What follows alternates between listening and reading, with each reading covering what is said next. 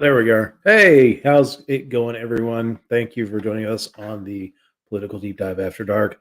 So you may have noticed the new intro song. I did find out that we were getting a DCMA claim or whatever that is um, for that song. So got a new one. So uh, debuting that tonight. And right now we've got one person in the studio waiting to join us from Illinois.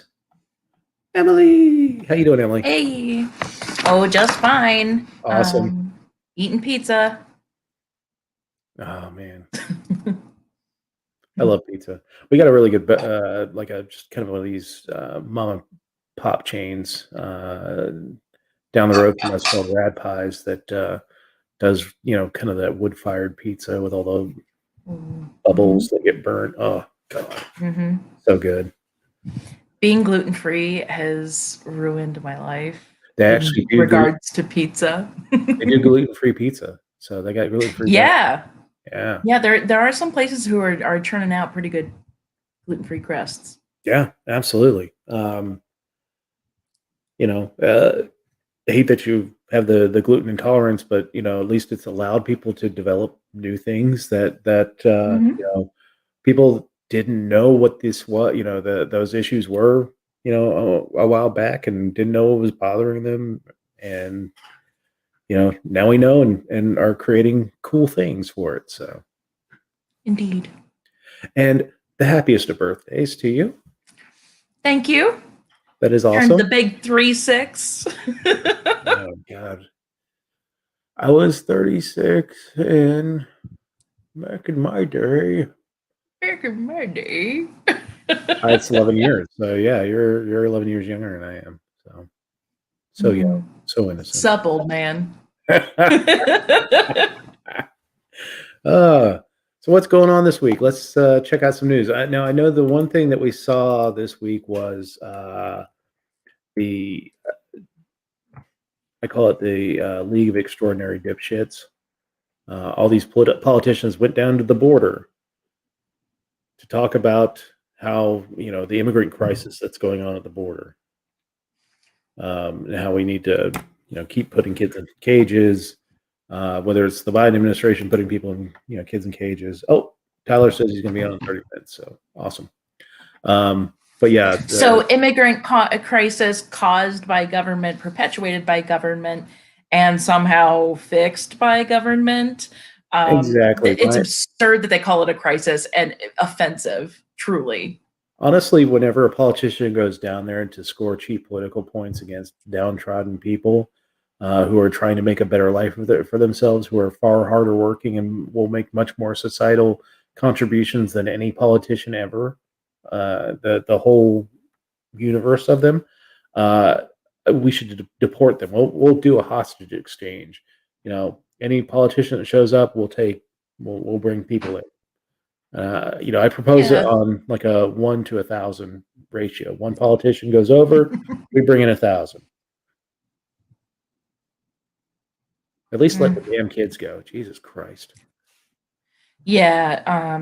It's appalling to me how cavalier we are about throwing people in cages, no matter what we may twist the nomenclature to fit, to make it sound better. Yeah.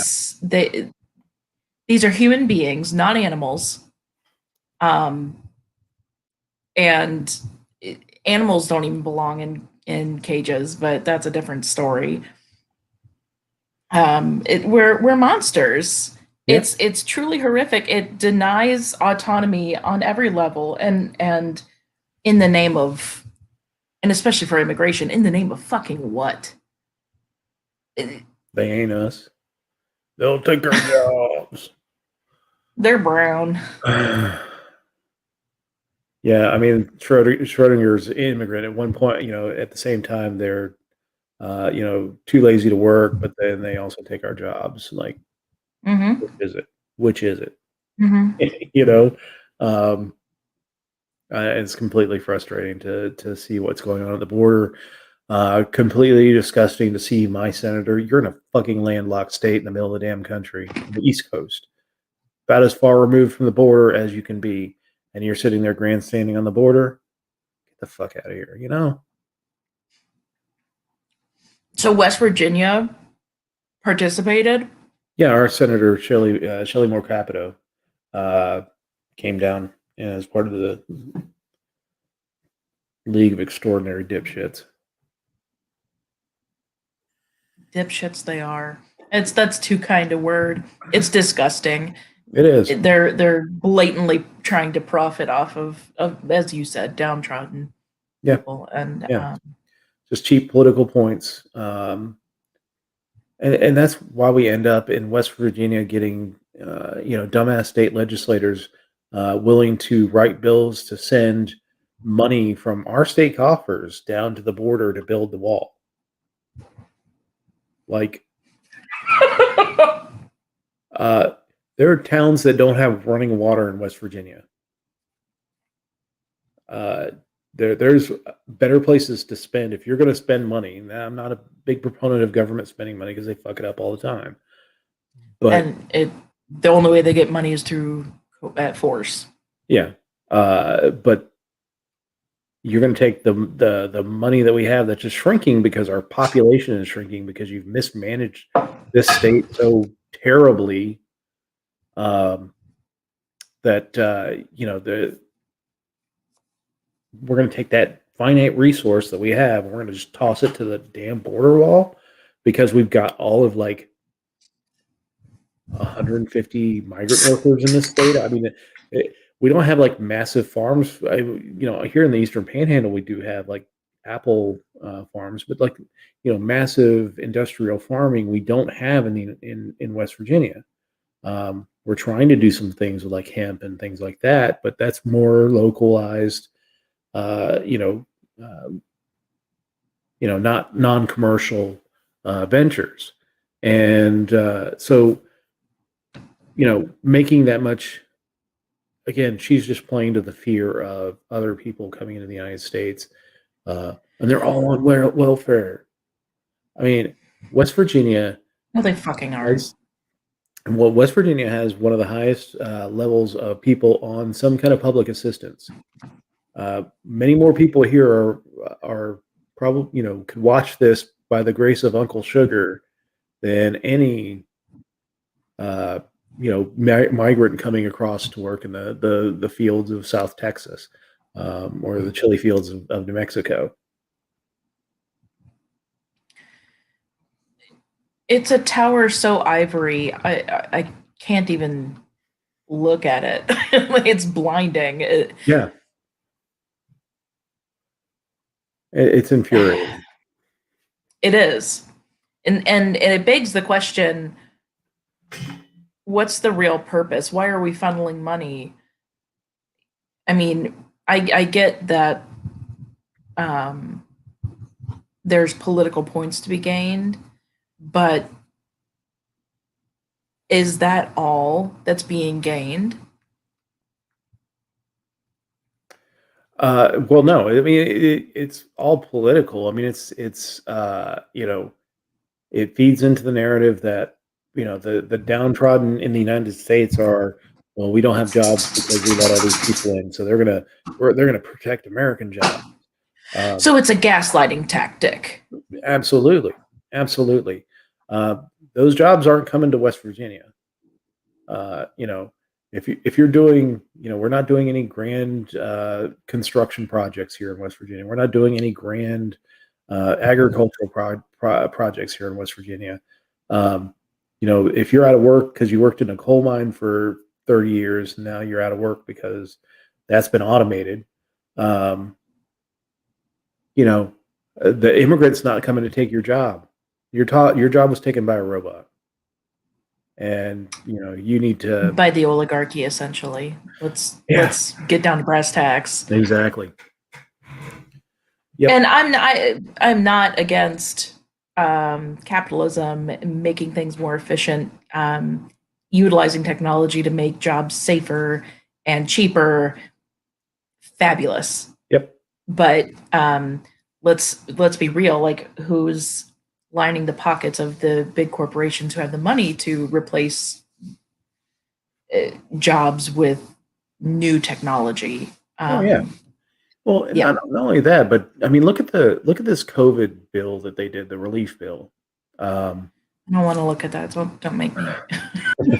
so okay, well, let's just take the money. Let's take the money from this relief bill, which was 1.9 trillion dollars. The first relief or the second relief bill in December, which was 1.9 trillion dollars, and then the third relief bill, which was I think at 2 trillion dollars. Of those expenditures, a limited number of people, and people think that everybody got, the stimulus check. A limited number of people got uh, 1,200 the first time, 600 the second time, and then 1,400 the third time. So a little bit over $3,000, if I'm doing my math right. Fucking math. Sounds about right. Yeah. Well, So if you took that $6 trillion that we spent in those relief packages, and in March of last year, the Fed dumped $4 trillion in to provide liquidity to the market. If you took that $10 trillion and split it between every man, woman, and child in the United States, they would have gotten $30,000 a person. So a family of four would have had $120,000. Do you think you would have been able to get through the pandemic, any government shutdowns or anything like that, off of that much money? well, and here's something that I just recently read. I'm not sure how true the statistic is. As true as any statistic could be, which apparently I can't say. That something like 60% of Americans earn $30,000 a year or less. Yeah, That's wild. Like, yeah. I'm barely making my ends meet, just like not much higher than that. Yeah. Yeah, I mean, it's amazing that so many people are making so little, but these bills that we passed so much money onto corporations that actually already, and it's corporations, the ones that were deemed essential, the ones that um, you know that got all the advantages coming out of COVID. Your Amazons, your eBay. Um, what else? Like They've Google. essentially, the government has essentially turned the marketplace into one of those booths where there's a fan and just cash, and you just go in and grab it. It's a cash grab. Yeah. Let's see who qualifies for the cash grab this week. It's absurd, but it's eerily accurate. It is, and there are two very concerning things that people need to focus on when they're looking at this. They're removing risk from the market. When it came to like that GameStop thing, when there are interventions and things like that, they're working actively to remove risk from the market, which means that companies are going to be doing riskier and riskier things to make money through the market. And then they're have we heard that story before? we have. Or the other thing is the amount of money that we send to the federal government. It's going to have to go up because at some point it's going to have to go up because we're $29 trillion in debt. And it's not going to be, we're going to tax the rich to get out of this. You can't. There's just not enough money in all the rich people in the world. There's no way out. No, there isn't. I mean, we're going to have to at some point just say, you know what, we're not paying it. We're not. Yeah. Well, I mean, that's the thing. We're heading toward a cliff at a rate that is, that we can't stop. We're going to fall off the cliff. Just a matter of when. Yeah. And the cliff being hyperinflation and complete market collapse. Yeah. But the problem is there are such perverse incentives in DC right now that the more money we send there, the corporations are taking that money that they're getting from the stock market because they've rigged the game there, and they're splashing it out on politicians. And this is actually better than playing the stock market because, a $20,000 contribution to the Republican National Committee and, max contributions to 100 senators is going to get you, millions of dollars of government contracts. It's a much better return on investment than playing the stock market with very little risk. Your only risk is to And take the wrong party. I mean, that's the only risk you have. right. And you could even pave the path to hell with this good intention, like, well, government contracts employ people. So, it's win-win-win to the people who are ignoring the And all real that money goes to Northern consequences. Virginia. All that money goes to Northern Virginia, goes to Maryland, uh, surrounding areas, including my own area. Government employees, government contractors. There's a lot of money here. There's a shit ton of money here, and it's because we have, allowed the government to take so much of our money and go way over what they've taken from us into debt, and just continue to spend and spend and spend without any breaks. We removed the debt ceiling. They got tired of fighting over that. There was like, yeah, we're just going to take this off now. Well, it means nothing, so I what's the know, point of having it? I know. But there was that risk that we actually hit the debt ceiling. We wouldn't be able to spend any more money, which doesn't happen with the government. The government will spend money. Doesn't matter. Right. It's Uh, it's ludicrous to even say, oh, well, they won't. Okay. I just thought of this. Even though he's not here, Tyler is here. Hey. Is He's that Mr. outright March. libertarians? Yeah, it's the outright libertarian calendar. Miss March. He's awesome. He is Look at fabulous. I blown up with the rainbow porcupine next to it. he was so stoked when he did that photo shoot. He checked in with us, and because Kim did his makeup. Oh, nice. Yeah. So yeah, he checked in. He just had a blast. He said no, he looks he's fabulous. super proud of it. Yeah, he should be. It's Yeah. fabulous. I'm not even sure when we hit April that I'm going to flip the calendar. Just going to leave that up. Yeah, I enjoyed last year's dad bod calendar, but really just January. So I just cut out everything else. Nice. It's like I don't really want to look at Josh Smith without a shirt. Thanks. I will flip it when we get to October, though. Who's October? Matt Hicks, and he's dressed up in a German beer girl outfit. It is fabulous. Oh, I was too busy to buy the calendar. Maybe I should go do Yeah, it. you definitely should. And if you want to, if you're watching the live stream, and if you want to give us questions, we will be happy to talk about them. Just drop a line in Twitch, Twitter, YouTube, and we'll see them and comment on them. But go to the Outright Libertarians Facebook page, and I think it's like a little bit more than $20 for the calendar, but it's well worth it. Just find for that link and put it up. Yeah, let's find that. But just for the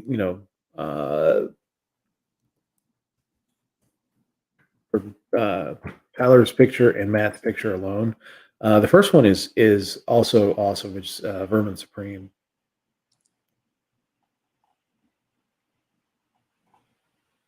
Yeah, Cody Davis of Arizona challenged me to the what I guess he called the Vermin Supreme Challenge. Remind people every day that there are still kids in cages. Yes. Sponsored by us. Yes. All right. So Outright Libertarians, their Facebook page is Outright USA. Go ahead and visit them. they're having website maintenance issues, but you can get the calendar. Let me get this up into our stream here.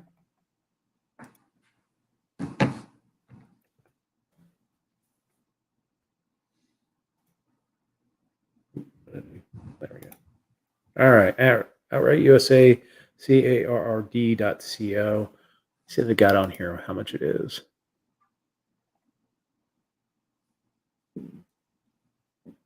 It doesn't have on there how much it is. Trying to see on the website itself.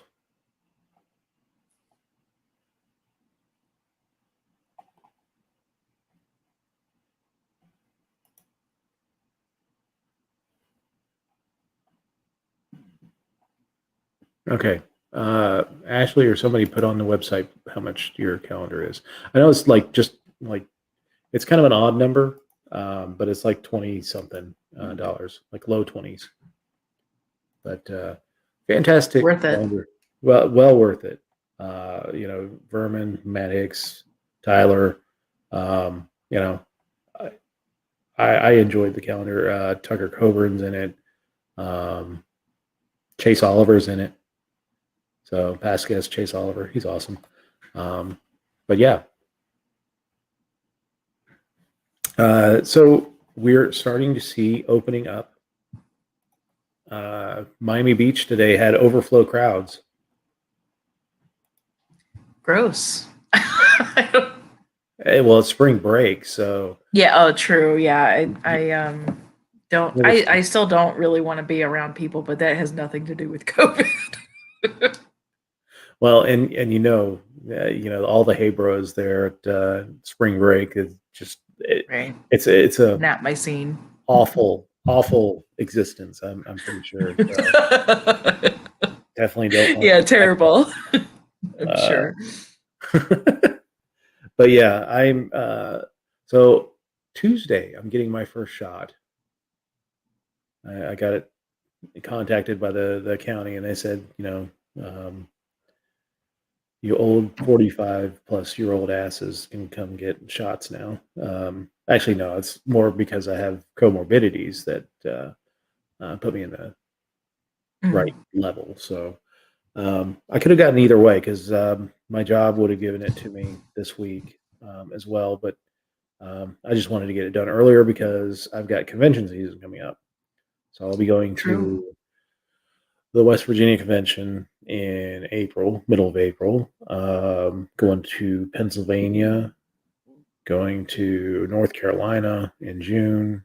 I've got an LNC meeting. I was going to go to Delaware's, but the LNC meeting decided to be the same weekend. So, and where is that? We have not decided yet. It's down between. We might go to Delaware for it since they're having their convention that weekend, but it's a little bit out of the way to get to. We've been kind of advocating for us to go out there since it's our region. We might go to Chicago. We might go to Kansas City and Atlanta. I think are kind of the leading candidates. Okay. Yeah. I wouldn't mind going anywhere. I mean, Chicago would be fun. I like Chicago. I haven't spent enough time in Chicago. Kansas City, I've got family there. Atlanta, I've got lots of friends there since I used to live there. Yeah. Indiana's convention, I think, is next week. Yeah, they're telling people not to come to that. Oh. I don't know why. Okay. All right. Outside people, not like if you're in Indiana, go to your convention. Oh, okay. It might be something to do with the number of people in the convention location and sure all that crap. But yeah, I mean, I get that. So Wisconsin's convention is April 24th. Yeah, like our day, Yeah. Our convention is the same day as the Maryland convention, which sadly I'll have to miss that one since I'm giving up my chairship. And Alaska's having something Spike is actually going to be out in Alaska doing like this big training thing that I was sad that we were going to miss because we're doing our convention at the same time, but they're going to record it so that we can share it with our folks. I just wanted an excuse to go to Alaska. Oh, me too. I love. I love the idea of Alaska. I've not been to Alaska. Yes. I just the idea of that rugged, outdoorsy, beautiful scenery. Yeah, mean, I confess can though, I'm miss probably there. too much of a princess to be able to live there. Oh yeah, Like, me too. kind of high maintenance, but I'm a pretty princess when it comes to Alaska. Like, yeah, I see a bear, I'll be like, no, I'm good. this dog, it would be the kind to chase off that bear. He has no idea how big he is, or in this case, That's how awesome. small. Yes. Hey, Pepper. You had a lot of dogs at your place this week. Yeah, my parents have 4 dogs. It's a funny story.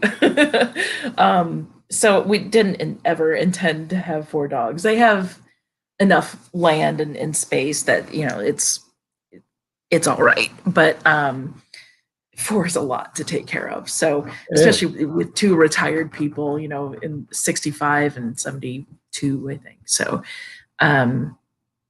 but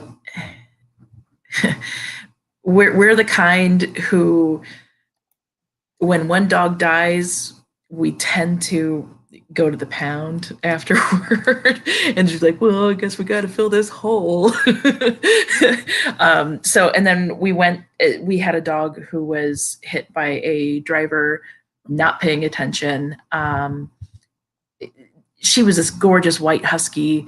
She liked to dig under the fence and escape and just run and be a goofy dog. But some woman was texting and speeding and didn't see her and hit her. Aww. And it was devastating. She was only like a year old. It was awful. But maybe 2 weeks later, we decided to go to the pound, and a puppy fell in love with me. And of course, like, what am I going to do? I'm powerless. Yeah. And my stepdad fell in love with the dog. So we ended up coming home with 2 dogs, even though we went saying, we're not bringing anything home. Mm-hmm. Yeah. Then I adopted a dog in college and thought I was going to move to Scotland. So I rehoused my dog at mom's, thinking, she'd be happier there with not having to be in quarantine for 6 months if I moved. So, yeah. And then we just had another one as well before we adopted the 2 at the same time. So 5 dogs in my little house. Nice. That's how I wish to spend every birthday. As many dogs as possible. By dogs. There you go. I mean, that's not a bad way to do it. I agree. So I just saw a news article that says that Trump is planning for his own social media platform.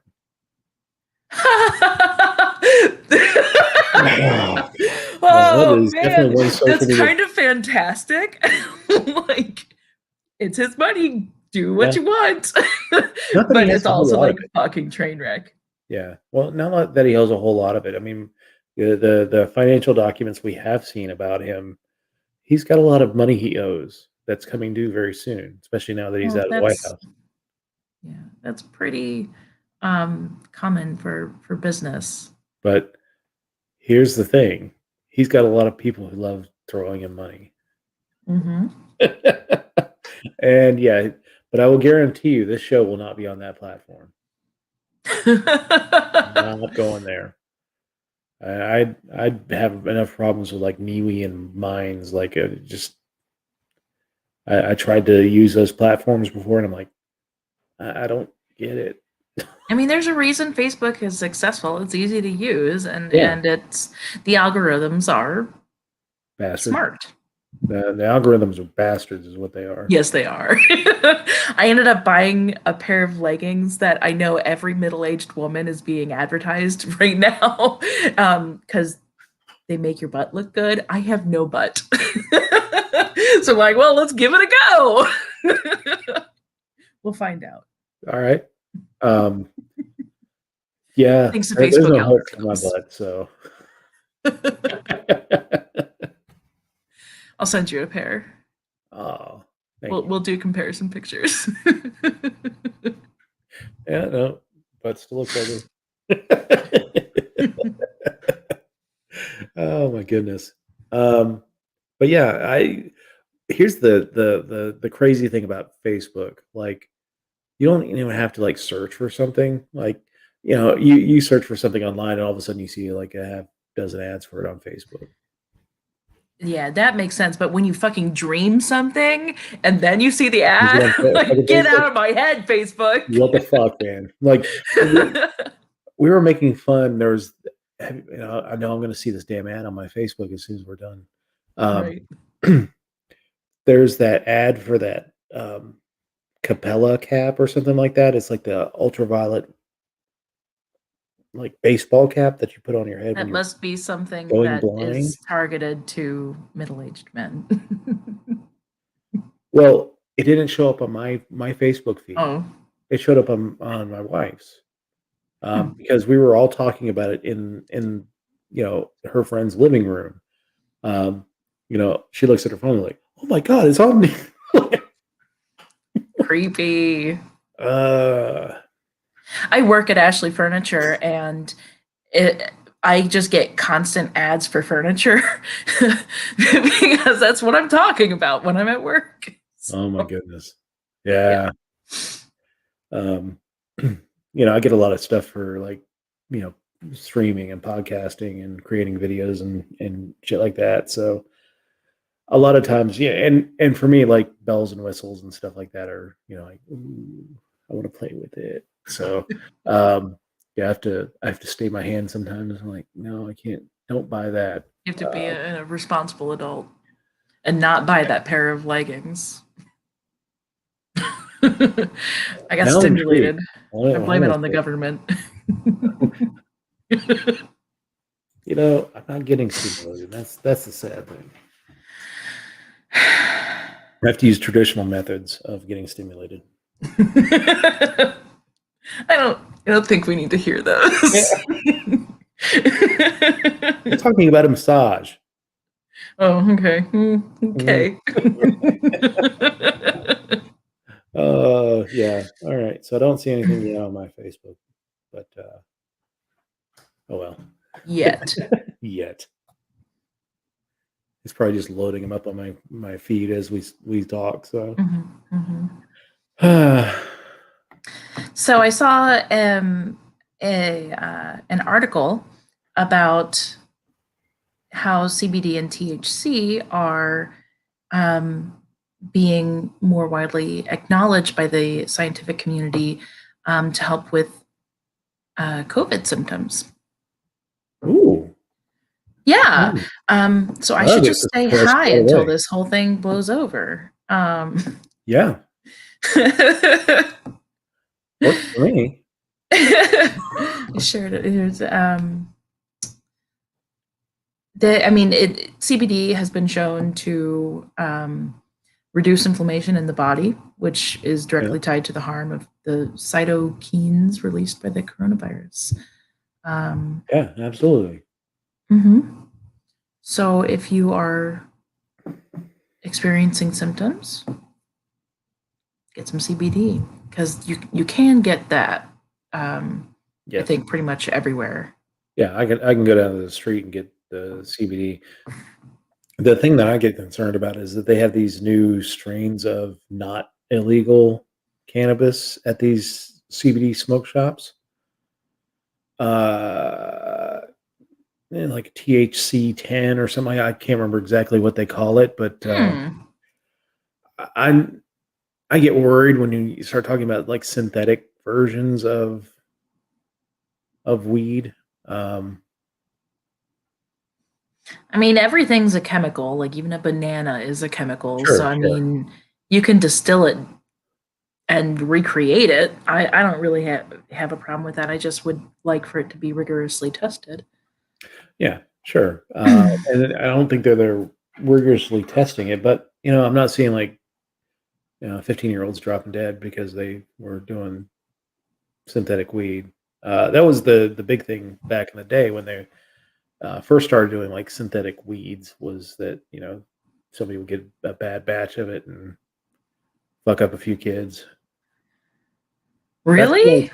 That's the only time like a cannabis type substances killed somebody, is that like Huh. those vape pen Well, stuff. yeah, but that was a different chemical reaction. Yeah, that's the only time you can talk about weed being killing somebody, being a direct result of it. Right, but that had nothing to do with weed. It Yeah. would have happened no matter what substance. Yeah. I mean, given the other ingredients were the same, of course. Yeah. But that's why I'm always worried about when people talk about, yes, we need to use the synthetic stuff, use synthetic weed to get around the laws and shit like that. I'm like, no, just legalize the shit. Yeah, do away with the laws. Like, stop. Why is that so hard to wrap our little minds around? I can't believe people bought into the whole kind of reefer madness thing. Fear. It's to fear me, mongering.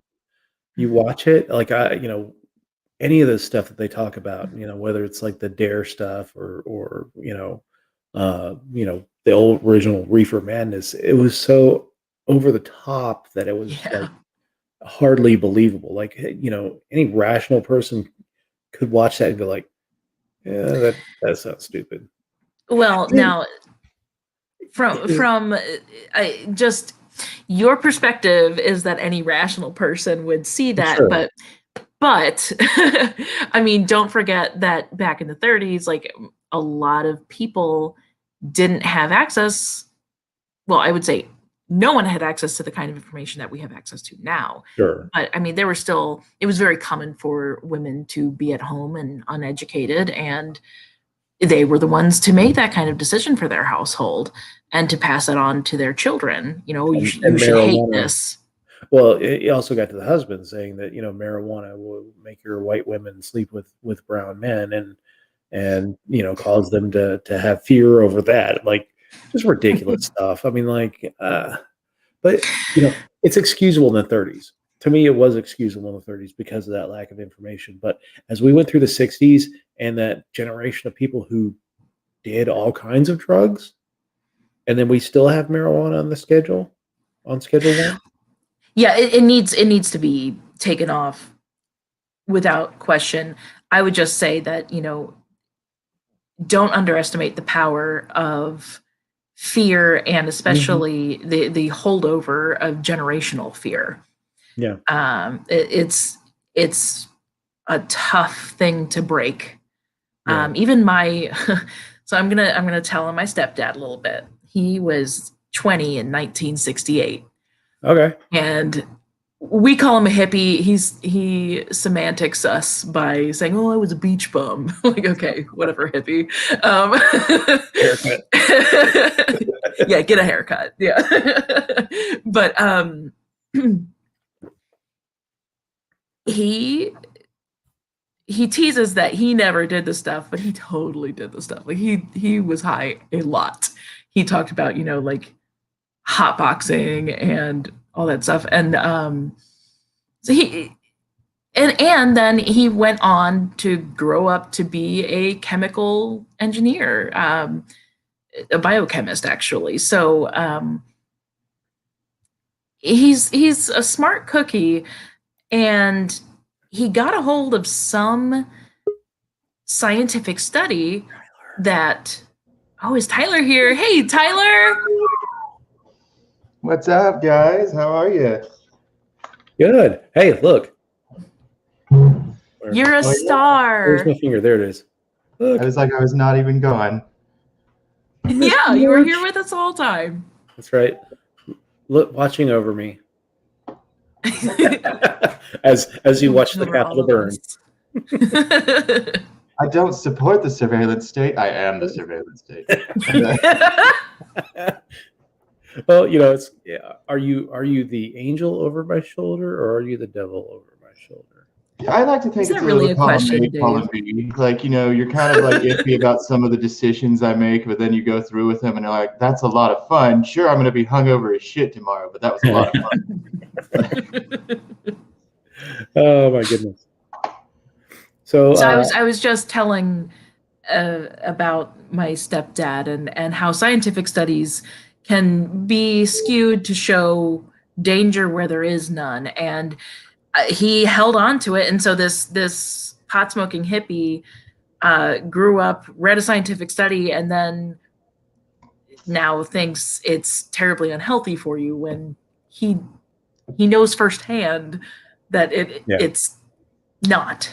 It's harmless. And you have to look at these studies where they talk about, harm when it comes to cannabis, and see who's paying for those studies. Like, I get whenever we're talking about cannabis, legalizing cannabis in West Virginia, I get these studies from the National Marijuana Institute, and that's a government agency, and they're basically, Which we all know are completely reliable and don't lie at all. yeah, Right. exactly. They have no motives. Yeah. I actually say that the reason why it's still illegal is that there is way too much money in keeping it illegal. Yeah. Whether That's- you're talking about police, whether you're talking about the pharmaceutical industry, the amount of money that flows to politicians to keep it illegal is the reason why it's not getting legalized, and why most of the movements to legalize it throughout the country were not politician-led movements; they were citizen initiatives. And why states like West Virginia have so much problem getting these put out is because we don't have citizen initiatives in West Virginia. Because most of y'all are addicted to opioids. leave us some vices out here. No, I'm just kidding. My favorite part about this whole week regarding the cannabis argument was the guy that said it would kill your kids. So, I mean, Governor Ricketts. I'm just murdering 3 children right now. Yeah.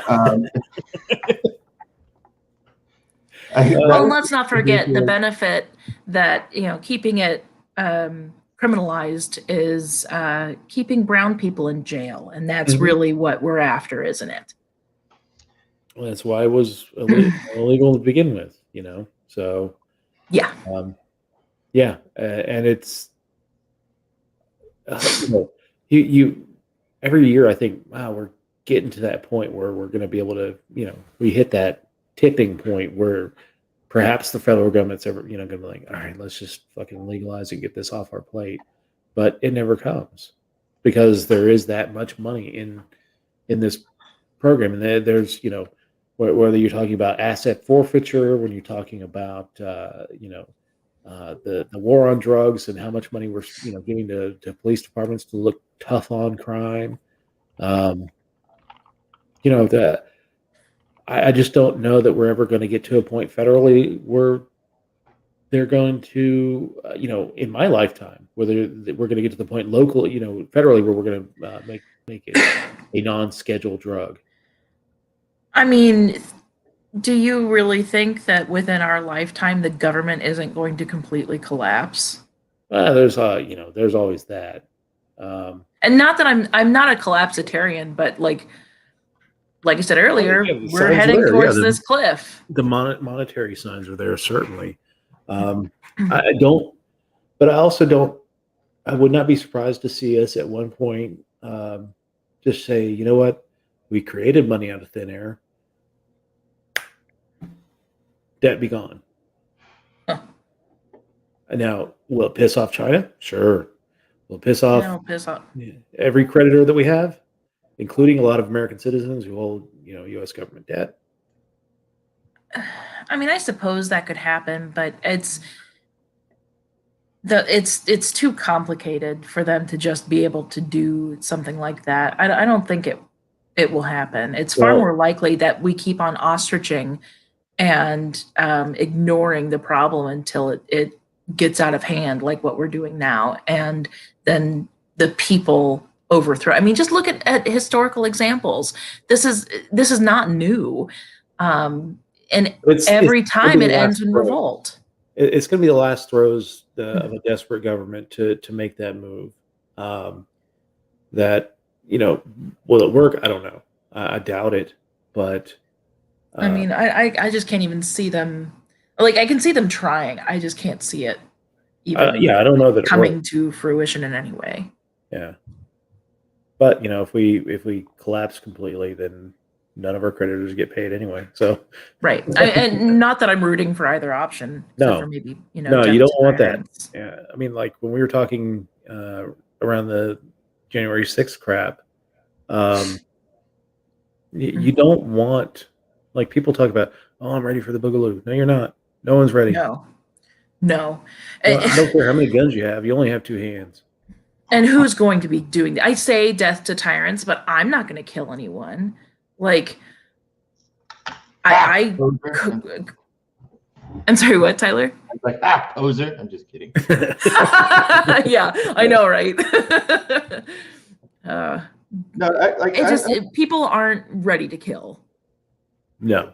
We've had this discussion before. Like, it's like a lot of these people are screaming that they're ready and everything like that. No, even the person that's the most diehard that has everything to lose, like say like somebody like the Killdozer guy, or even Ross Ulbricht, they probably have more cause than anybody to actually want to go to war with this despotic government.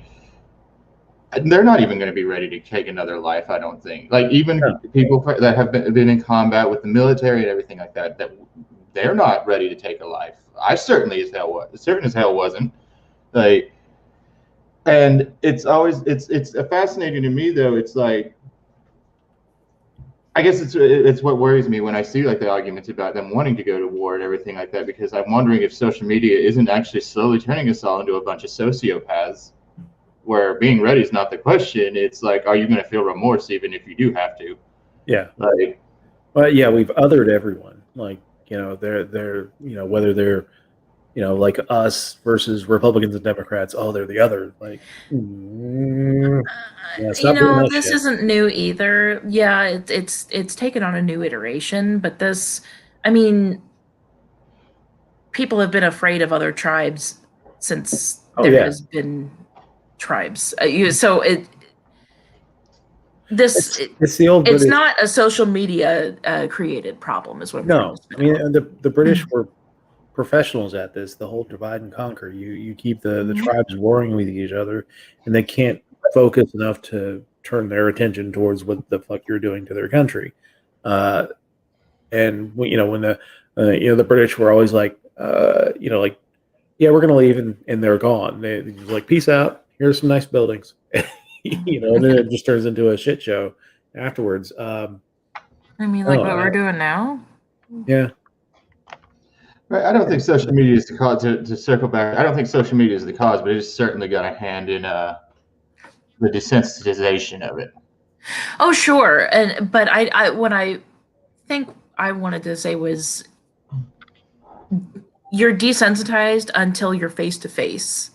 I don't think it's stripped us of our humanity yet. Not that many of us have humanity. We're just crazy monkeys. Yeah. But. So, Tyler, I love your title. Oh, thank you. Since you are on the border.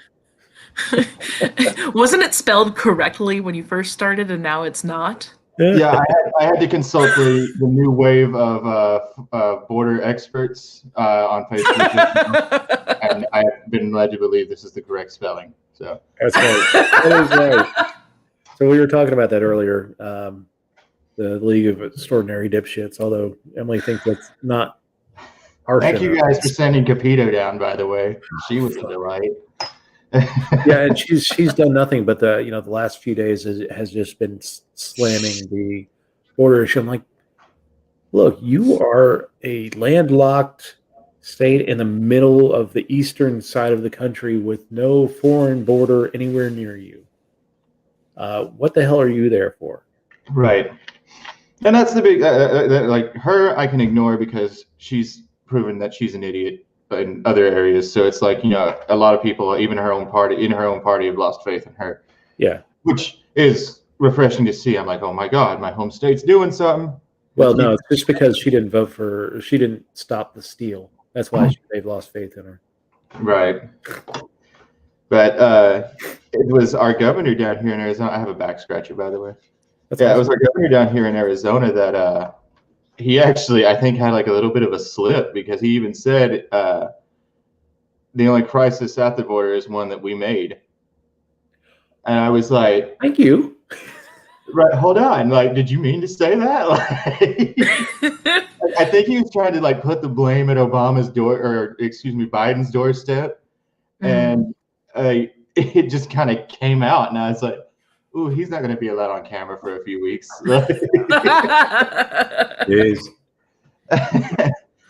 Oh my goodness. I mean, that is kind of true. If there is a crisis, the United States created it. Like, not even kind of. It's 100% true. One of Shelley Moore Capito's posts this week talked about how we illegally stopped funding for the wall, which is ironic because we were illegally funding it by taking expenditures from the military, which is great because every bit of money that we take from the military is one less person that gets bombed overseas. But used to this purpose, no. And I wish we could even say that it's not one less person being bombed, because we just make up more, make more money. Yeah. Illegally I mean, if there's a brown person somewhere, the government's going to try to kill him. Yeah. I'm still stuck on illegally stopped funding for the wall. Then I guess I'm a fucking criminal. Like, I'll do it again. You're a criminal for existing. Yeah. I'll do it again too. You're a smooth criminal.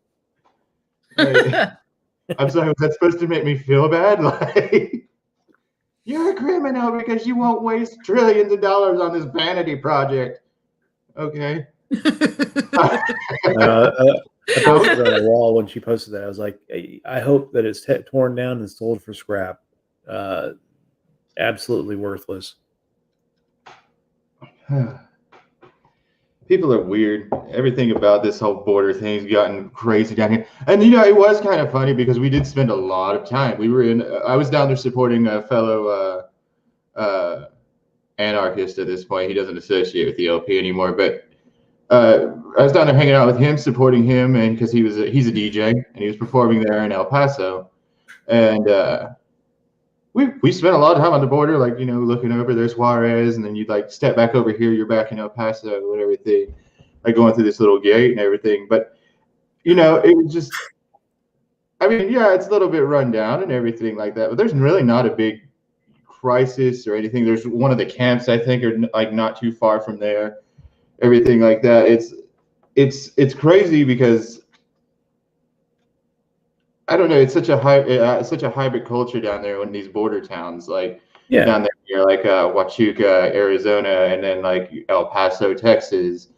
And you get down there and you like realize that there's such a hybrid culture and everything like that. That what people like Capito are saying, or people like, what was that guy from Massachusetts? There's a bunch of them that are like sitting here opining about our Arizona, New Mexico, Texas, California's problem at the border.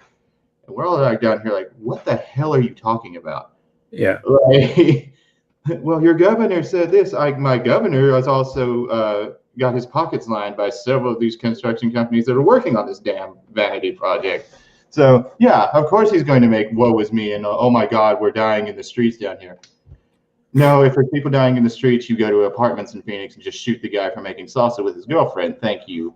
Yeah, they try to write off our crime issues. They try to write off a lot of our, like, our vaccine rollout being so shitty was one of the more interesting ones I've seen immigrants blamed for. So, no, that happened. And it was... I didn't even.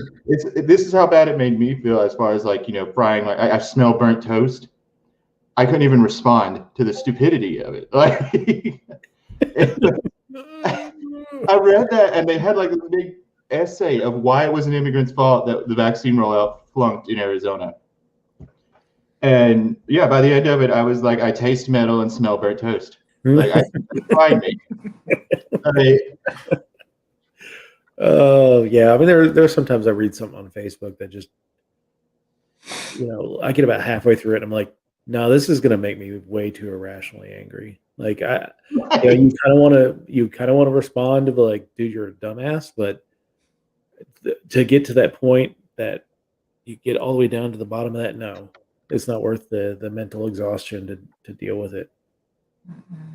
Yeah, it's kind of like people who white knight me because of my homosexuality. Please don't white knight me and say that you're trying to help out my state. We're for all intents and purposes, we're fine.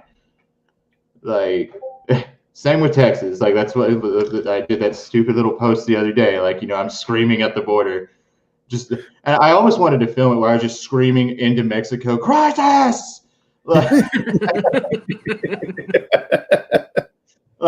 but I also didn't want to scare the Mexican people that were living in houses right across the border. So,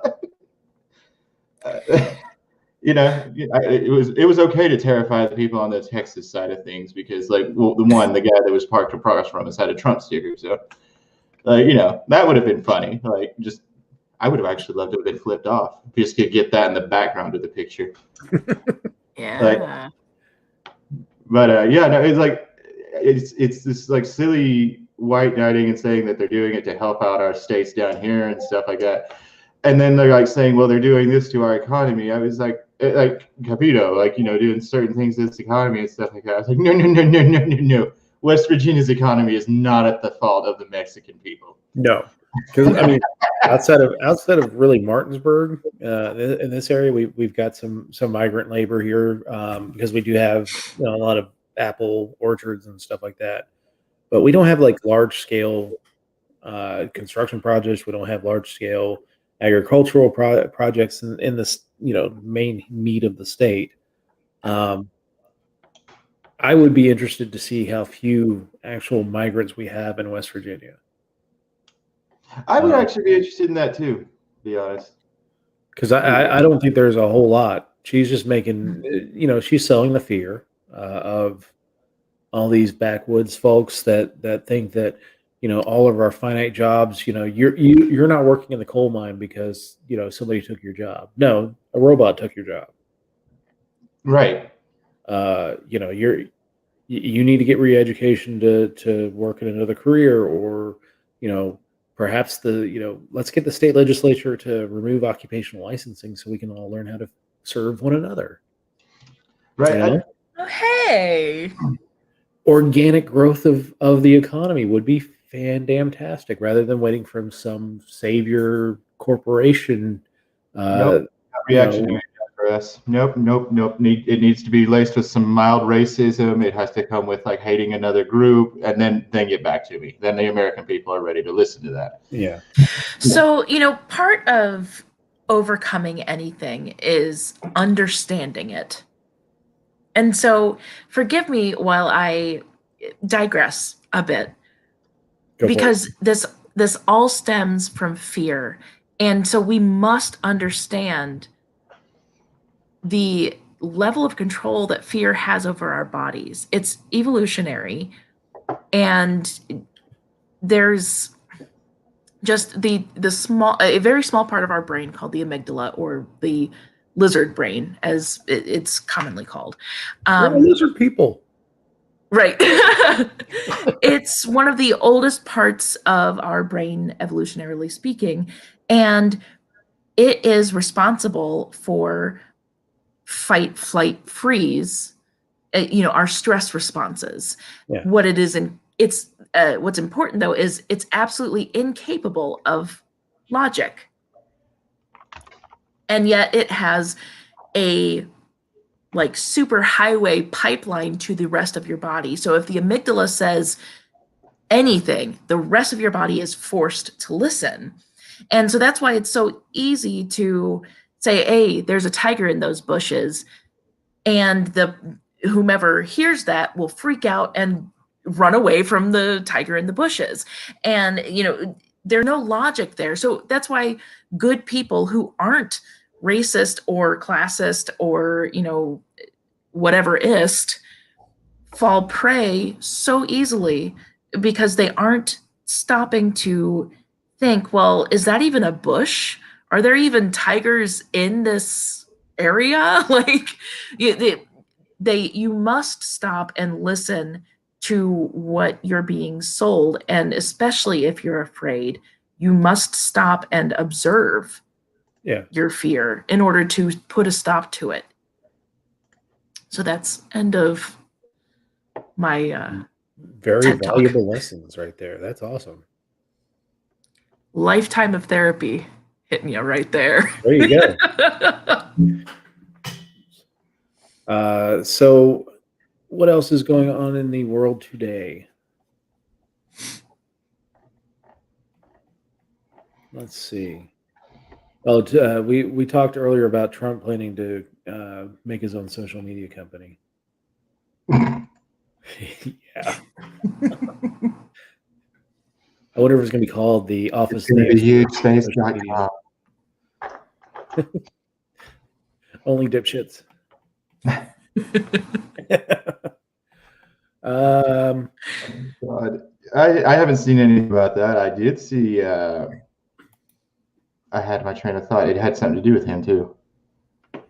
The pictures that are coming out of like him giving speeches at Mar-a-Lago, like with like these crazy looking people like taking selfies while he's talking and everything like that.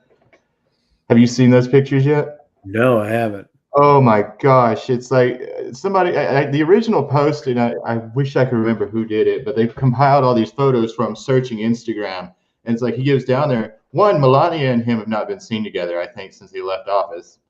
Two, even in these pictures, like she's nowhere to be found.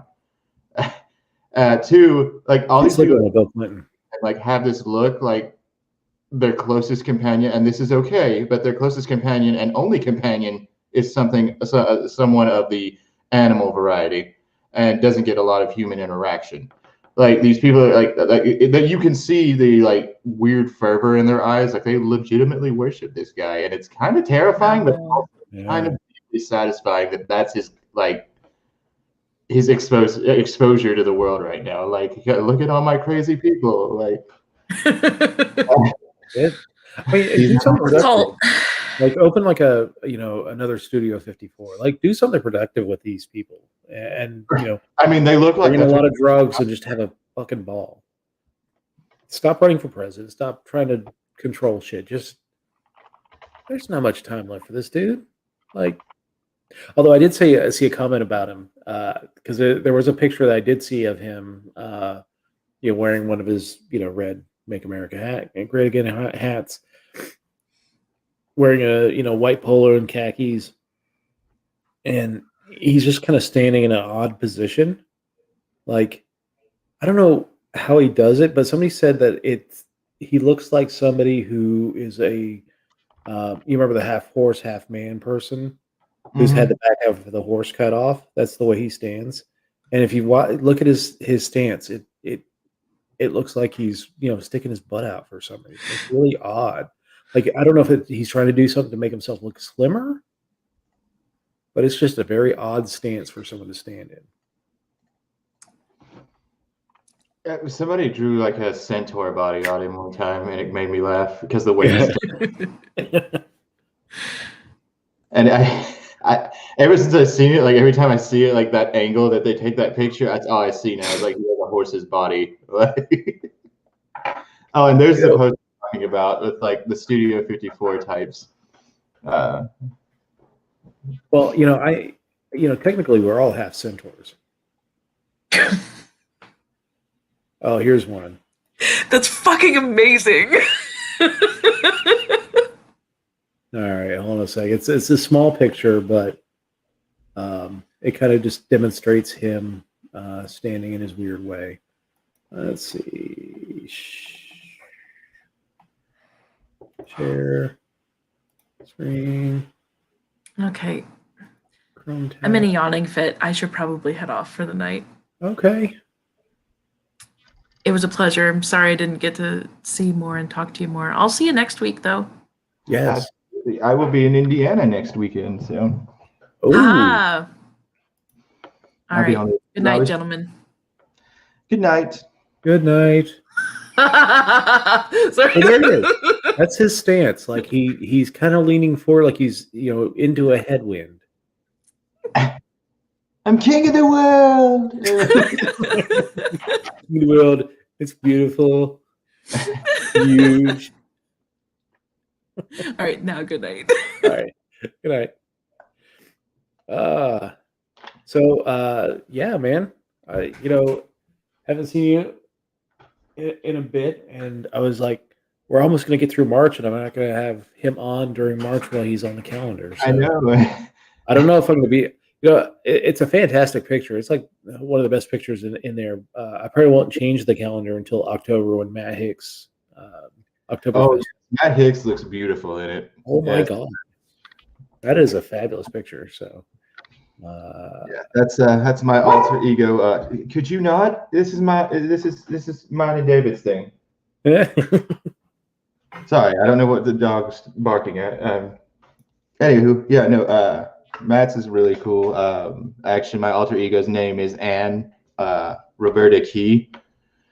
So Anarchy, haha. Anyway. Nice.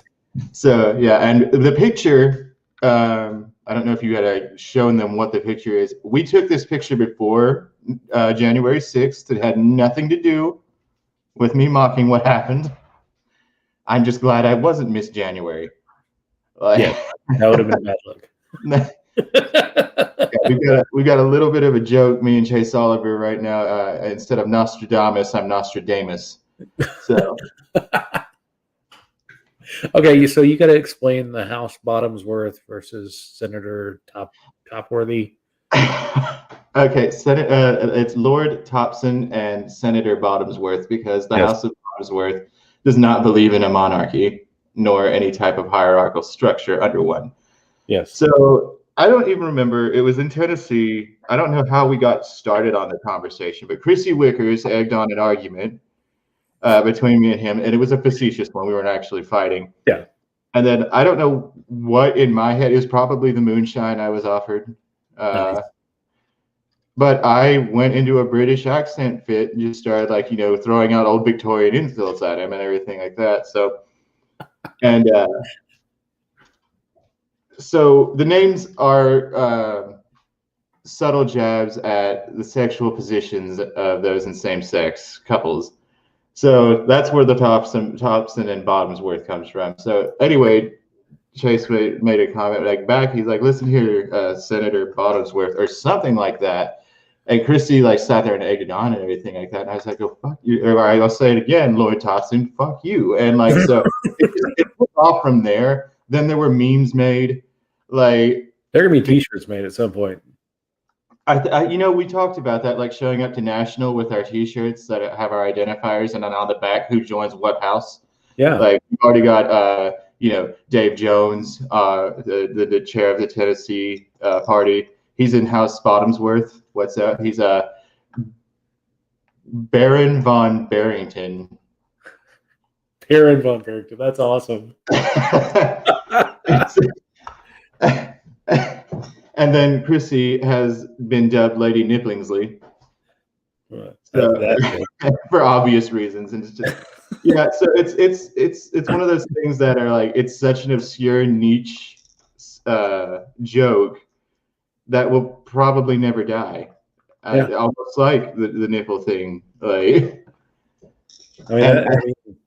think your buttons at National for your secretary race will be. That's how we'll vote for you, man. Yes. Actually, it's really cool. A friend of mine from Spain is sending me a bottle of rum from the Bacardi distillery over there. One for my birthday, but he also has the metal label on it. Yeah. And he had it inscribed with Tyler for secretary, and he's sending it to me for my birthday. So nice. I'm gonna keep it. I'm gonna bring it to National at our concession or victory round of drinks. So there we go. Victory drinks. I hope so. But yeah, no, that's why I'm going to Indiana actually next week. I'm going up there on behalf of Outright and the Radicals, and to network and get some feedback about how things are being registered by membership. like how they view the LNC right now, what strides we can take, or steps we can take, and strides we can make to improve the interaction between the membership and the LNC. Yeah. So I've got a lot of good information. I've been to Tennessee and Georgia, sat in a little bit on Massachusetts, sat in, tried to get in, and I heard a little bit of New Mexico. I think it was New Mexico. I don't know. There's been so many. All my states are running together. But I'm going to Indiana next week, and I'm pretty sure that there's an online one that I'll be participating in up there while I'm in Indiana. Nice. I don't remember.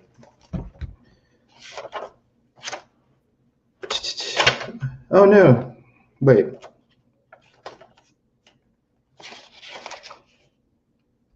Oh, yeah, the Oklahoma convention. I'm going to try and zero in. Yeah. Because there's a few people down there that I wanted to get over there and like see everything, but Indiana got to me first. So, but yeah. So, how have you been? What's been going on in your world? Like, what other topics have we discussed this evening that I missed out on? Really, we were just talking. We have been talking about fear, the lack of progress on, federally on cannabis. Why seemingly rational people can look at things like reefer madness or these dumbass drug ads and think that this is really stuff that happens to people. Why did people buy the idea that if you give cannabis to cannabis makes white women sleep with brown men, like just dumb shit. Like I'm convinced that I would think there's like a Dude, I've seen that going around too. The political cartoon about it'll make white women do this and everything. Yeah. But I used to think that we're going to get to this tipping point where the federal government's just going to say, okay, just we're going to legalize it. We're going to take it off the schedule. I just don't think so. I don't think so now. I think we could have every state that has the citizen initiative will legalize, but the federal government's going to keep it Schedule 1 because there's too much money tied up, given to politicians to keep it illegal, given to those federal politicians.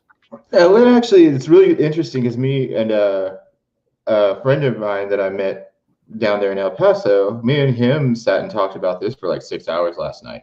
And that's exactly what it is. The entirety of it's like if you can't make money off of it, then you just expect it to remain illegal. Like it's, what's really frustrating is like, we were sitting there and there's like, it was like a step down each state we got over. Like we're in Arizona, it's recreational and medicinally legal here. You get over to New Mexico, it's only medicinal. Texas is getting there. Like, yeah. But we actually learned next week.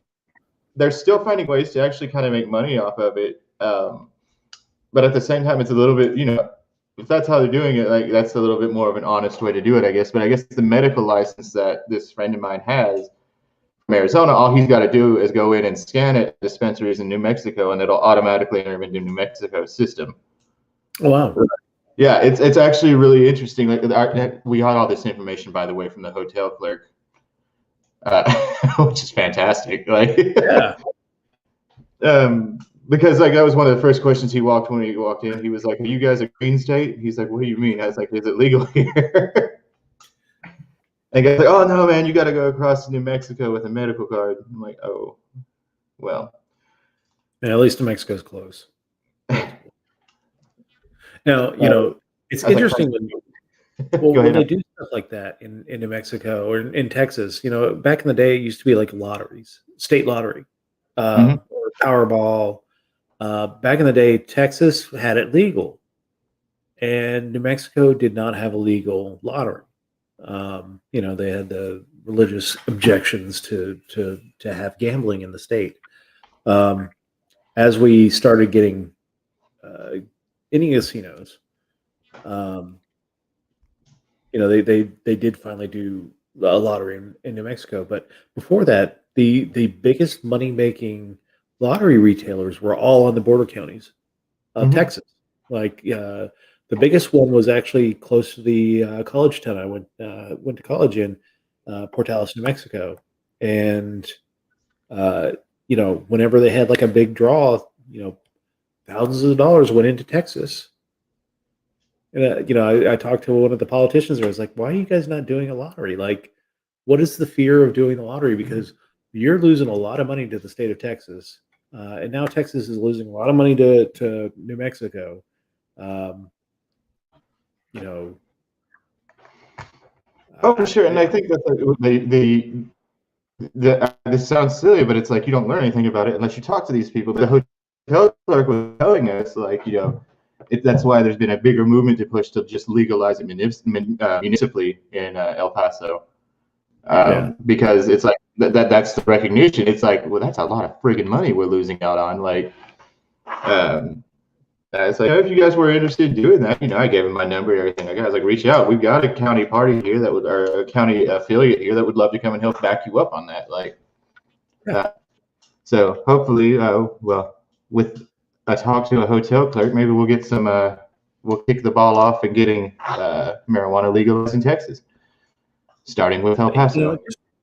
It just makes sense. Like, I don't even make the economic argument for, like, oh, you're going to bring in so much revenue as a state by legalizing it. It's, as more states legalize, you're losing that argument to an extent. You're not going to bring in a bunch of tourism unless you do something innovative, like not have a massive excise tax on the cannabis.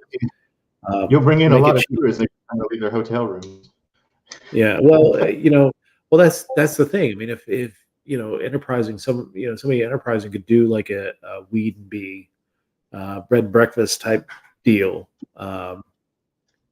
where you've got Zen gardens and a nice view of the mountains or whatever. You just chill in your room and just get baked and have a grand old.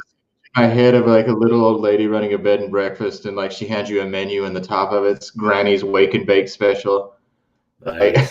That would be awesome. I would have vacation plans then. At 7:30, we have a viewing of Grandma's Boy.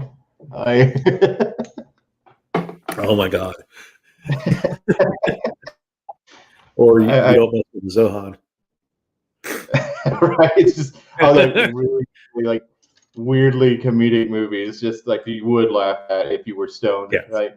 That's all she plays at movie night. Like, oh man, but yeah, it's an interesting argument, like on several fronts. I mean, yeah, there's the economic side of it, which certain factions of this party, that's how they get their allure. And then there's the moral aspect of it, like we've talked about several times, like with Richard Staffel and everything like that, and Mike Lockard. There's the moral case to be made there too. Like, you are absolutely actively harming people that this could help, and by keeping it illegal, you're breaking families up, and like wondering why there's such a problem with broken homes in America, because we keep supporting the morons that make it so. Like, you're supporting and that's the end of the day. That's what it is. Like, you can't. Yes, there is deflection there, and it's a perfectly valid one. You're not going to blame the individual for something you helped perpetuate, like the individual in question, like the incarcerated man who was put away for 25 years for an ounce of weed. No, it's not that man's fault. Like, what the hell? Like, that is the stupidest argument I've ever seen. Like, well, shouldn't have broken the law.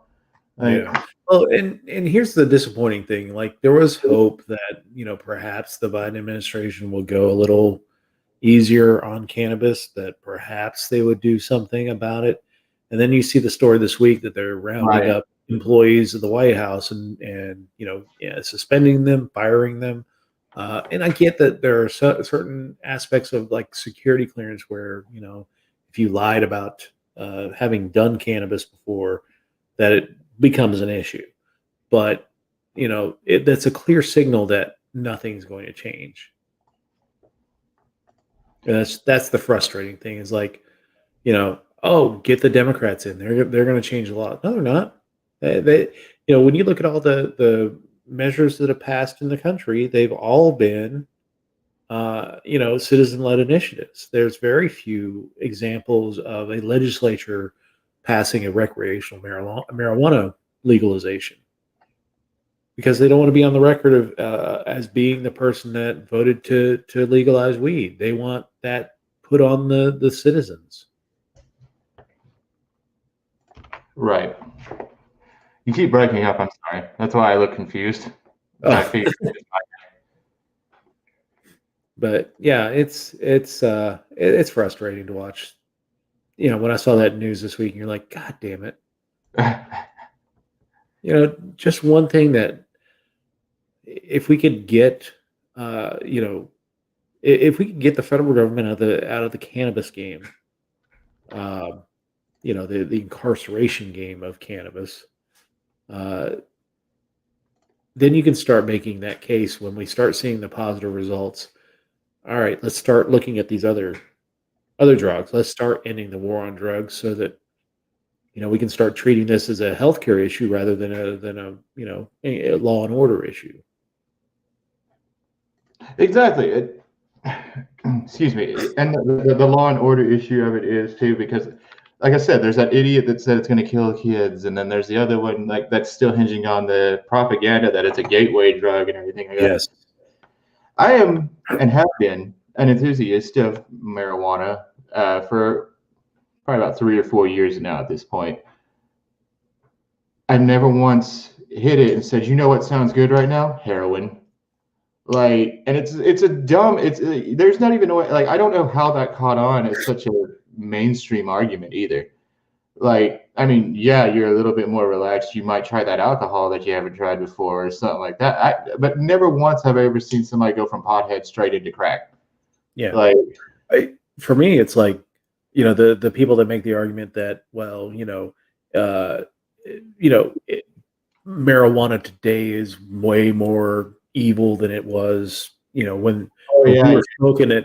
When we were smoking it back in the 60s, it wasn't that bad, but now it's evil.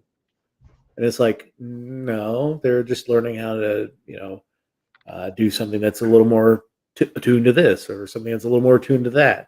It's, it's not evil. It's just, it's property. Science. It's science. Yes. It's essentially horticulture. Calm down. Yeah. You eat broccoli, that's not a naturally occurring thing. That was made out of Brussels sprouts. It's kind of the same shit. It's not, broccoli's more potent than Brussels sprouts, everybody. Just be careful. Shit. It's a gateway vegetable. Next thing you know, you're eating a chocolate cake. Yeah. Right? Anyway, yeah, no, it's stupid shit like that though. That makes it so frustrating. And then you see that it's actually still within the halls of our state houses and everything like that. And that's even more terrifying. It's how did something that dumb get elected? Well, yeah, I mean, a state rep is one thing, but when you got elected governor of your state, Governor Ricketts in Nebraska, how? That's troublesome, right? Yeah, how? I don't know. I mean, again, it goes back to the money that they get off of, from police unions, from correctional unions, from pharmaceutical companies, from everyone who's got a stake in keeping marijuana illegal. That's why they're willing to play intentionally dumb about these things and spout off about this stupid crap. Right.